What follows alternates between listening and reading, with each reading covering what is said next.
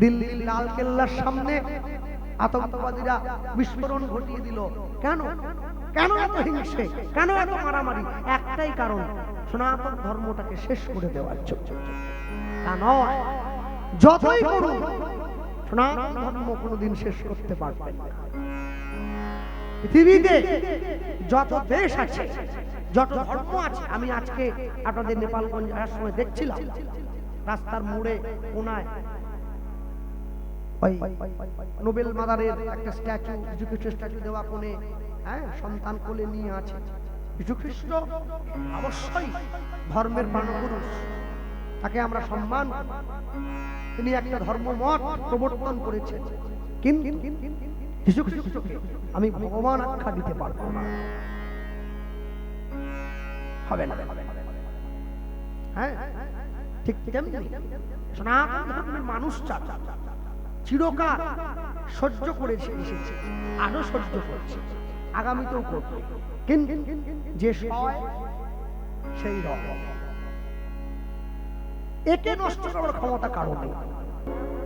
সনাতন ধর্ম জগতে শ্রেষ্ঠ ছিল, শ্রেষ্ঠ আছে, শ্রেষ্ঠ থাকবে। কে কে বললো, কে কে করলো, কে কে শুনলো, দুদিন পরে এটা বলছে, ও এটা বলছে, এসব দিয়ে সনাতন ধর্মকে টেনে নিম্নগামী করা যায় না। যা সৃষ্টির আদিকাল থেকে ছিল, আজও আছে, ভবিষ্যতেও থাকবে, এটাই সনাতন ধর্ম। এটাই, হ্যাঁ, কেন জানেন? ভারতবর্ষের ইতিহাস আমাদেরকে শাহজাহানের চরিত্র পড়ানো হয়েছে, ঔরঙ্গজেবের চরিত্র পড়ানো হয়েছে, ছত্রপতি শিবাজীর চরিত্র পড়ানো হয়।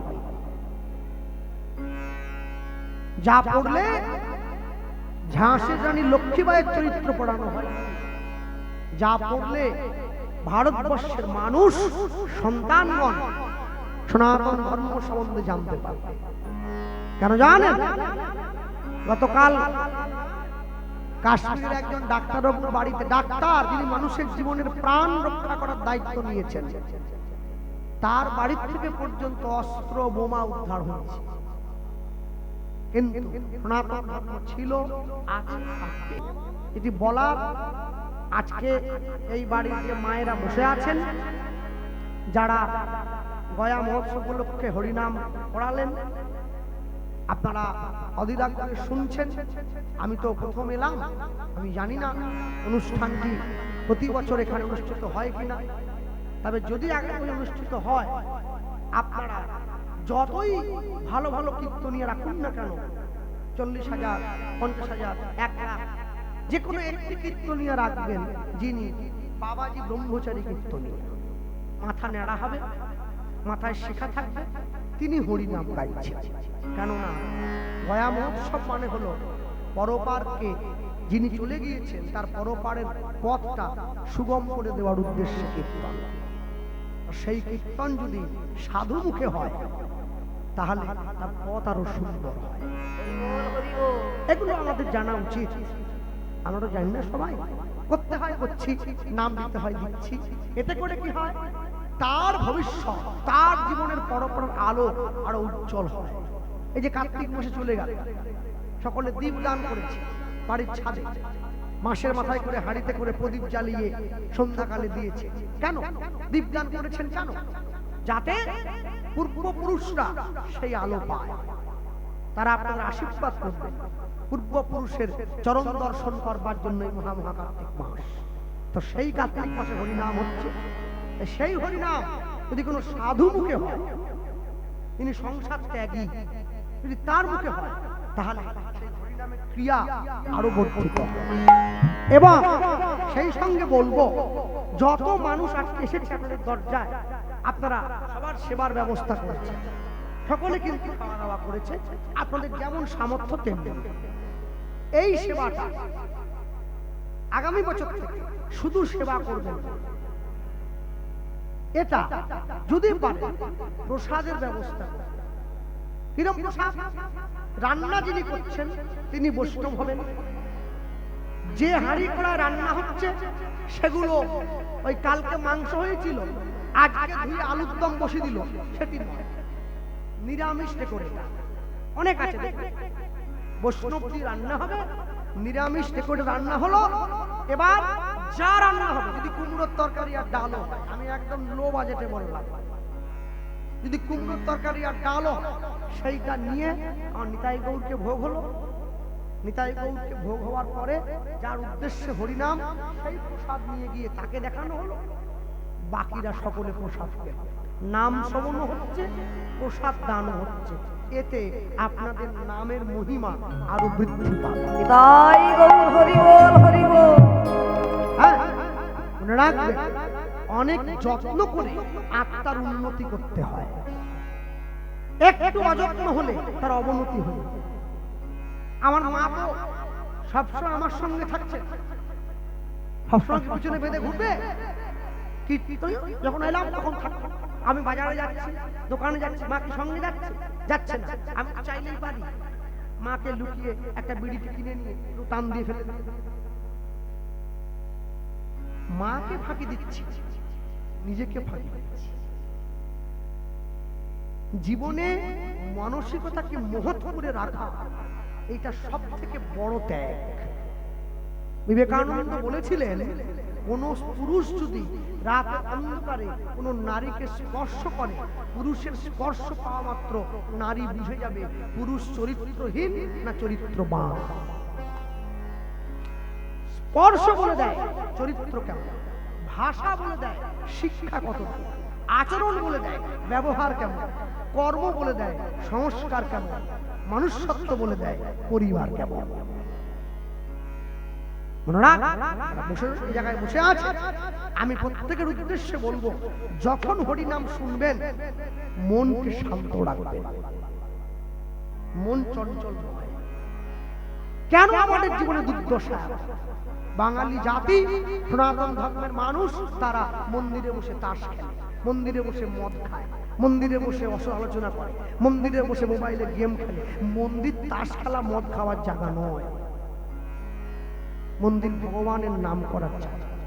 মায়েরা বসে আছেন, বলুন তো, আপনাদের বাড়ি যে ঠাকুর ঘরটা আছে, ঠাকুর ঘরে ঢুকে যদি কেউ মাংসের ঝোল দিয়ে ভাত খায়, আপনি মানবেন? মানবেন? তাহলে আপনার বাড়ির ঠাকুর ঘর হলো, আর মন্দিরটা মন্দির হলো।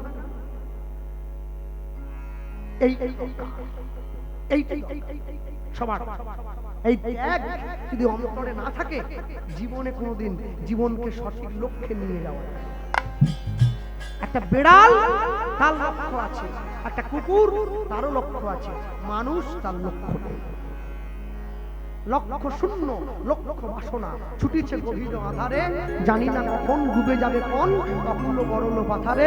প্রভু বিশ্ব বিপদ হন্তা, তুমি দাঁড়াও দিয়া পন্থা, তব শ্রীচরণ তলে নিয়ে সমর, মোহ কালিমা গুচাই মলিন মন গুছাই।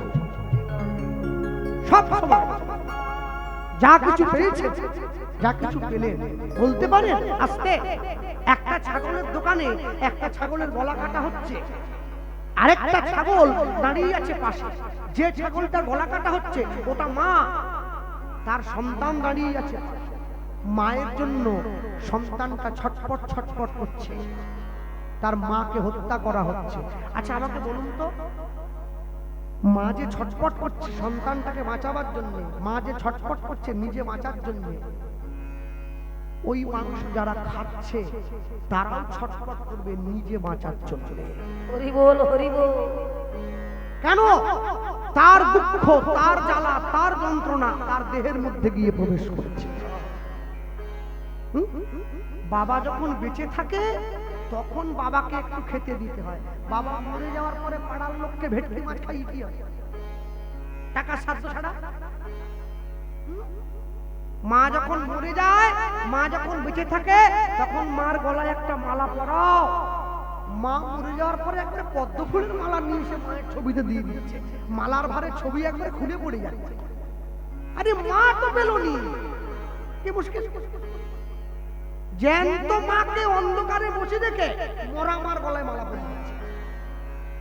হ্যাঁ, আবার পাড়ার যারা বুড়োরা আছে ওরা বসে আবার মিটিং এ ঠিক করে, তোর বাবা পাবদা মাছ খেতে ভালোবাসতো, মৎস্য মুখের দিন গোটা জামতলাকে পাবদা মাছ খাওয়া।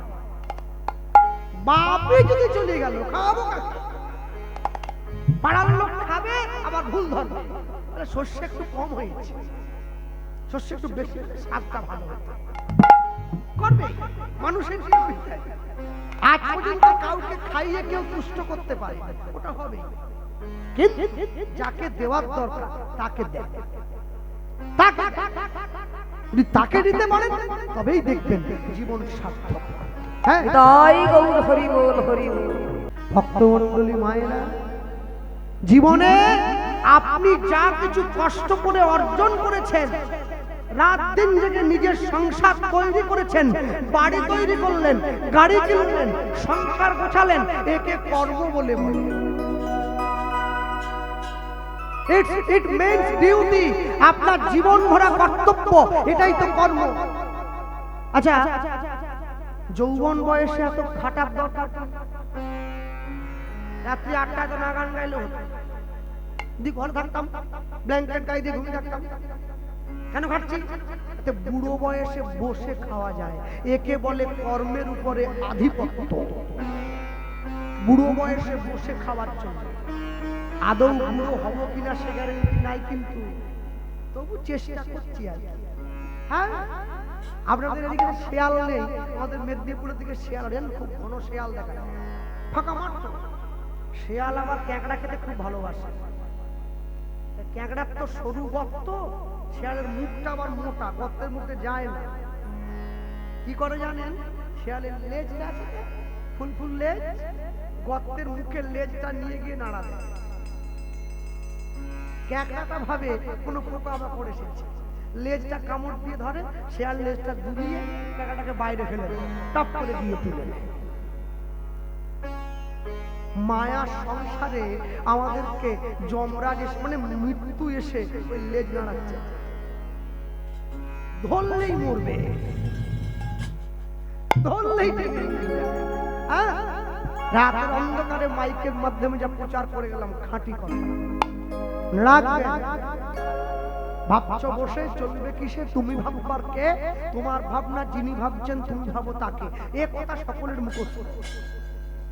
দক্ষিণ 24 পরগনা টোটোওয়ালা, ভ্যানওয়ালা, অটোওয়ালা, রিক্সাওয়ালা, রাস্তার পরে শেখ হাবিবুর রহমানের যে হার্ডওয়্যার দোকান, তাকে বললে বলবে আমারও মুখস্থ আছে, হরিনামের সঙ্গে মুখস্থ হয়ে গেছে, তারও মুখস্থ আছে, মুখস্থ আছে সবার, কর্মে লাগাতে পারছে না সবাই।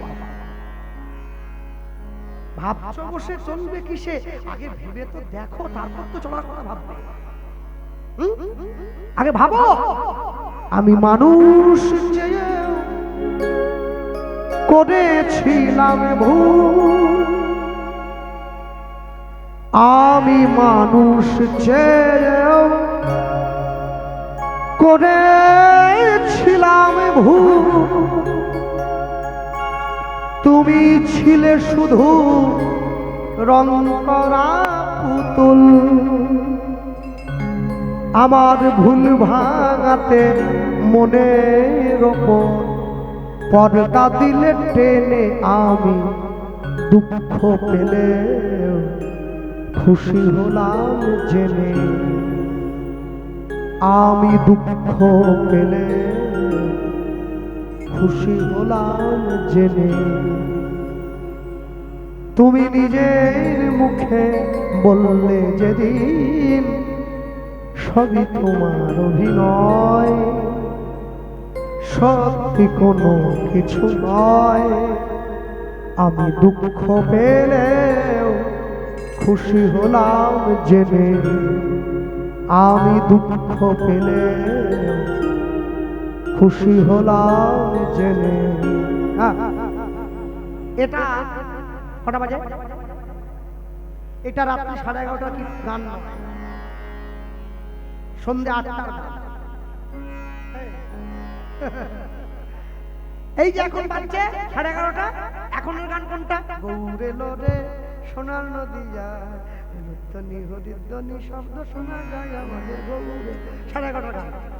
আবার এর পরে যখন রাত 2টো বাজবে সেটা আলাদা গান, কৃষ্ণ এলো বৃন্দাবনে, জাগাতে হবে জাগাতে হবে জাগাতে হবে, বুঝলে? হ্যাঁ, 11:30 গান আর 7টার গান তো এক করলে হবে না, কিন্তু দুঃখটা কি জানেন? দুঃখটা একটাই, আমি তো 11:30 গান শিখি নাই, ওই 7টা শিখেছি, দুঃখটা ওইটা। হ্যাঁ, মানুষের জীবনে ধৈর্য বড় কম। হ্যাঁ, জীবনে যত ধৈর্যের পরিমাণ কমে যাবে না, তত নিজেকে অসহায় মনে হবে, তত অসহায় মনে হবে। জমিদার মশাইয়ের ঘর থেকে চুরি করে নিয়ে গিয়ে ছেলেটা নিত্য আজকে দস্যু হয়ে হাত পাকিয়েছে, আর সকাল থেকে সন্ধ্যে পর্যন্ত গঙ্গার পাড় দিয়ে ঘুরে বেড়ায়। সন্ধ্যের অন্ধকার নেমে এলেই নিজের দলবলকে নিয়ে সত্তার সেজে চুরি করতে বেরিয়ে যায়। আজকে সকালবেলায় যখন গঙ্গার পাড়ে গিয়ে বসে আপন মনে নিজের দস্যু দলদের সঙ্গে ঘুরে বেড়াচ্ছে, ঠিক সেই সময় ওই গঙ্গার পাড় ধরে একজনা স্নান করতে আসছে। হ্যাঁ, কণ্ঠটা খুব ভালো লাগছে তো, হ্যাঁ, কানটা বাড়িয়ে শুনছে, কে যেন বলতে বলতে এই পথেই তো আসে, কৃষ্ণ কেশব কৃষ্ণ কেশব মধুমাখা এই না হরি না সুধা মাখা এই না। বলুন তবে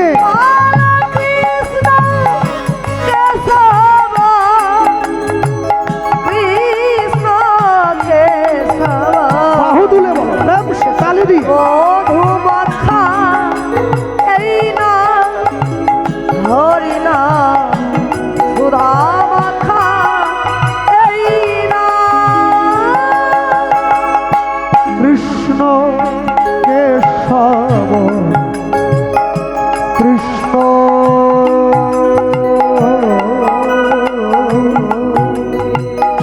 কেশব মধুমাখা এই না হরি না সুধা মাখা এই না। নিতাই গৌর হরি বল।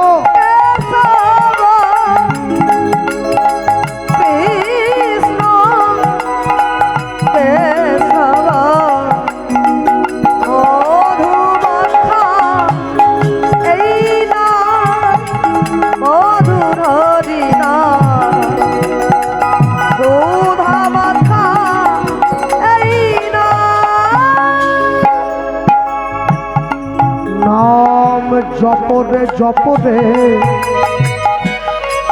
জপরে রসনায় নাম জপরে জপরে জপরে রসনা নাম জপরে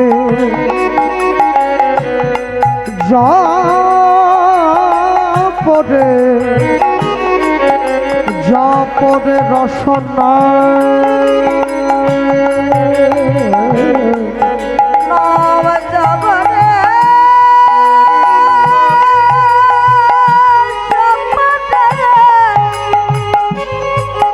জপরে রসনা মধুমাখা এই না হরি না সুধা মাখা এই না। নিতাই গৌর হরি হরি বল। কৃষ্ণ কেশব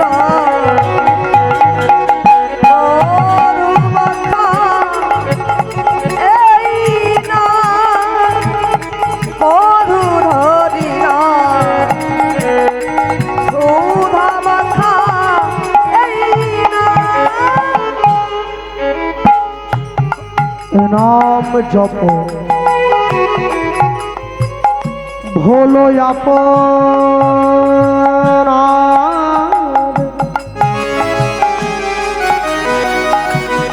দূরে যাবে জালা দেব পানা পারে না।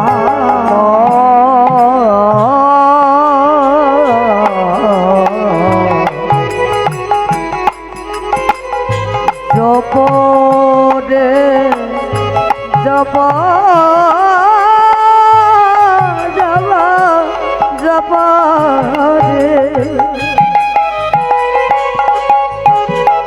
এই নাম জপ হলো আপনা রে।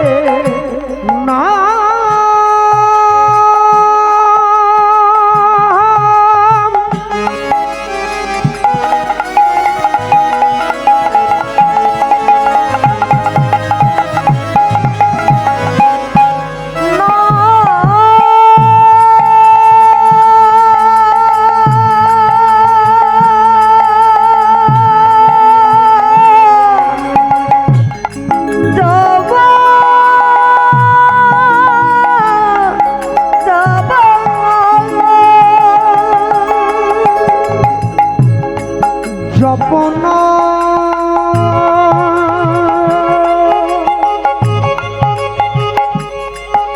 অবিরা নাম জপন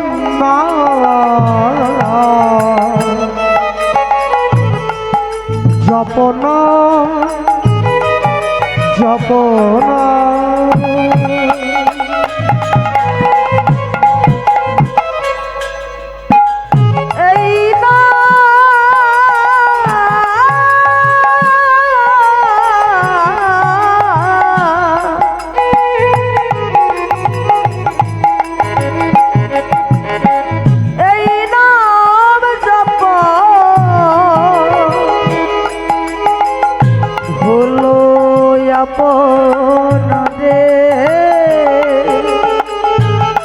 দূরে যাবে জালা প্রেম পারা পারে নাম নাম জপরে জপরে জপরে রসনায় নাম জপরে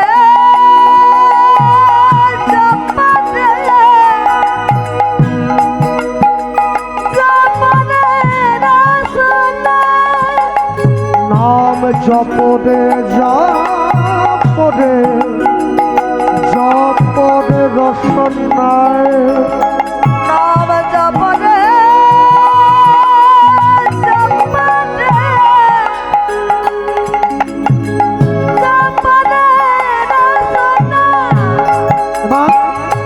মধু মাখা এই নাম মধুর হরিনাম